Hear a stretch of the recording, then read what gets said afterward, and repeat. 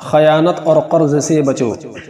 سیدنا حضرت ثوبان رضی اللہ تعالی عنہ جو کہ رسول اللہ صلی اللہ علیہ وسلم کے غلام ہیں، ان سے روایت ہے، وہ بیان کرتے ہیں کہ رسول اللہ صلی اللہ علیہ وسلم نے فرمایا، جو روح جسم سے جدا ہوئی اور وہ 3 چیزوں سے بری تھی تو وہ جنت میں ضرور داخل ہوگی۔ وہ 3 چیزیں یہ ہیں: تکبر، خیانت اور قرض۔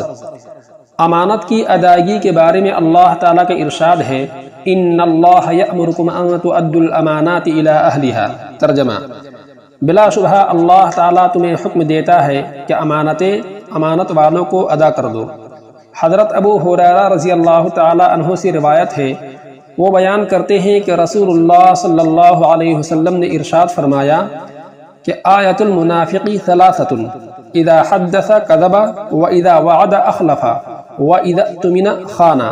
منافق کی 3 نشانیاں ہیں: جب وہ بات کرے تو جھوٹ بولے، جب وہ وعدہ کرے تو اس کی خلاف ورزی کرے، اور جب اس کے پاس امانت رکھی جائے تو خیانت کرے۔ اور مسلم شریف کی روایت میں ہے، وَإِنْ صَامَ وَصَلَّى وَزَعَمَ أَنَّهُ مُسْلِمٌ۔ اگرچہ وہ روزہ رکھے اور نماز پڑھے اور گمان کرے کہ وہ مسلمان ہے، پھر بھی وہ منافق ہے۔ کسی سے کوئی چیز یا مال بطور قرض لیا جا سکتا ہے اور دینے والے کو اجر سے نوازا جا سکتا ہے، جیسا کہ رسول اللہ صلی اللہ علیہ وسلم نے فرمایا کہ کوئی بھی مسلمان جب کسی مسلمان کو 2 مرتبہ قرض دیتا ہے تو اس کے 1 مرتبہ صدقہ کی طرح ہوتا ہے۔ ایک دفعہ نبی کریم صلی اللہ علیہ وسلم نے فرمایا، ان خیارکم احسنکم قضاء۔ تم میں سے سب سے بہتر وہ لوگ ہیں جو قرض ادا کرنے میں اچھے ہیں۔ محترم سامعین، قرض لینا اور دینا اگرچہ جائز ہے، لیکن رسول اللہ صلی اللہ علیہ وسلم اس سے پناہ مانگا کرتے تھے، جیسا کہ آپ صلی اللہ علیہ وسلم تشہد میں یہ دعا پڑھا کرتے تھے، اللہم انی اعوذ بک من المأثم والمغرم۔ اے اللہ، میں گناہ اور قرض سے تیری پناہ مانگتا ہوں۔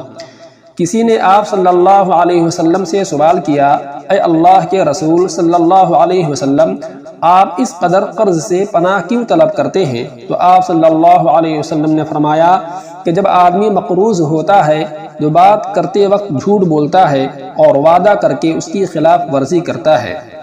اگر تم نے کسی کو قرض دے رکھا ہو تو اس کی ادائیگی کے معاملے میں مقروض سے نرمی اختیار کی جائے، حتی الوسع اسے مہلت دی جائے، جیسا کہ ارشاد باری تعالیٰ ہے، وَإِن كَانَ ذُو عُسْرَةٍ فَنَظِرَةٌ إِلَىٰ مَيْسَرَةٍ وَأَن تَصَدَّقُوا خَيْرٌ لَكُمْ إِن كُنتُمْ تَعْلَمُونَ۔